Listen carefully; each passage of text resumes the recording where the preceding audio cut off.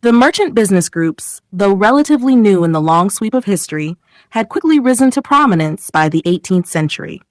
Their prosperity was fueled in large part by the flourishing trade networks linking Europe with the French colonies in the Americas, where goods such as sugar, coffee, tobacco, and furs were exchanged for European manufactured products. This commercial activity generated substantial profits, enabling many merchants and financiers to amass great personal fortunes. Their growing wealth meant that even the most powerful traditional pillars of society, the state, the clergy, and the nobility, often found themselves financially dependent on these business people. Kings and ministers borrowed heavily to fund wars and court expenses. Bishops and abbots required loans to maintain church lands and lavish lifestyles, and aristocrats, whose own income from feudal estates was declining, increasingly relied on credit extended by wealthy merchants.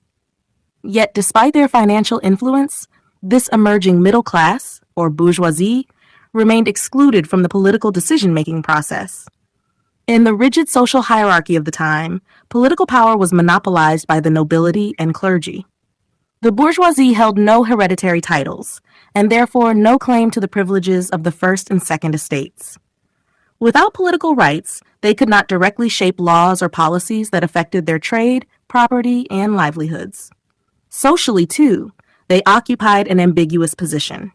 Their wealth might surpass that of many impoverished nobles, but status was measured not by money, but by birth.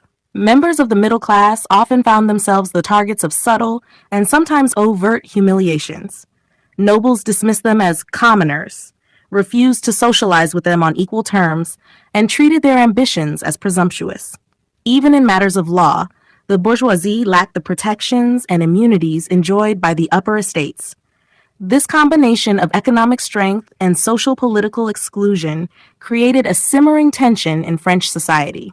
The frustration of the bourgeoisie at being denied recognition commensurate with their contribution to the economy would become one of the key driving forces behind the revolutionary changes at the end of the 18th century.